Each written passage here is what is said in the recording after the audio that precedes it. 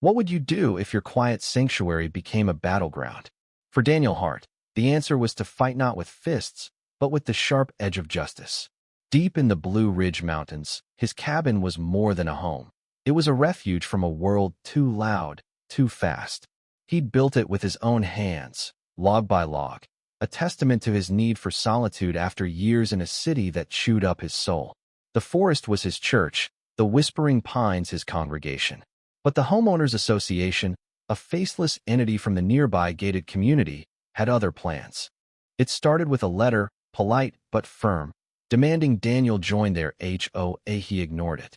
His land was his, free and clear, no covenants attached.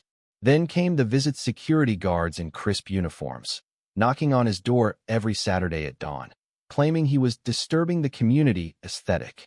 His cabin, they said, was too rustic, his lifestyle too reclusive. They wanted trimmed hedges, not wildflowers, paved driveways, not dirt paths. Each visit chipped away at his peace, their boots trampling the moss he'd sworn to protect. Daniel's patience, like the forest's edge, was wearing thin. He tried reasoning. He wrote letters, made calls, even attended one of their sterile board meetings, where suits stared at him like he was a relic. Your property devalues ours, they said, their eyes cold as the marble floors. Daniel saw no neighbors in those faces, only power-hungry bureaucrats who'd forgotten what freedom meant. The visits didn't stop. Instead, they doubled down, sending guards twice a week, sometimes with cameras, documenting his violations. A broken fence post, an unpainted shed. His very existence seemed to offend them. Then came the twist of betrayal from within the forest itself. Old Man Tucker, a grizzled hermit who lived a mile off, had been Daniel's only ally, sharing coffee and stories of the land. But one evening, Tucker confessed, his voice cracked with shame. The HOA had paid him to report on Daniel. They'd offered him cash to keep his own cabin compliant, and he'd taken it, desperate to fix his leaking roof.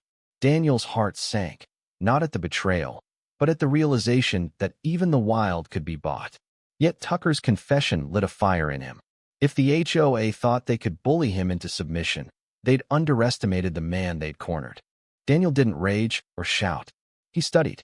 He pored over property laws, zoning codes, and HOA bylaws, his cabin glowing late into the night. He found their weakness. The HOA had no legal jurisdiction over his land. Their harassment was baseless, their security visits a violation of his rights. Armed with this, he hired a lawyer, not some city slicker, but a small-town advocate named Clara, who'd fought her own battles against overreach. Together, they built a case, meticulous and ironclad, documenting every visit, every letter, every trespass. The courtroom was a different kind of wilderness, all polished wood and whispered judgments. The HOA's lawyers sneered, their suits as crisp as their guards' uniforms. They called Daniel a troublemaker, a loner who didn't belong. But Clara was a force, her voice steady as she presented photos of Daniel's land, untouched and private, and logs of the HOA's relentless intrusions. Tucker, redeeming himself, testified about the bribe, his weathered face flushed with regret. The judge, a woman with sharp eyes and a no-nonsense air, listened intently. When she ruled, her words were a thunderclap. The HOA was fined $50,000 for harassment and ordered to cease all contact with Daniel.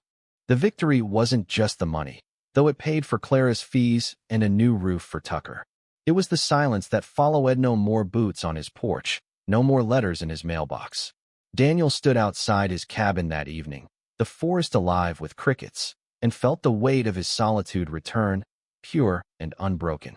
He'd fought for more than land. He'd fought for the right to be left alone, to live as he chose. The pines whispered their approval, and for the first time in months, Daniel smiled. The HOA never bothered him again. Some said they'd learned their lesson. Others whispered they feared Clara's next move. But Daniel didn't care. He'd carved out his peace, not just from the forest, but from the greed that tried to claim it. And in that quiet, he found a truth worth fighting for. Freedom isn't given, it's defended, one stubborn step at a time. Yindi.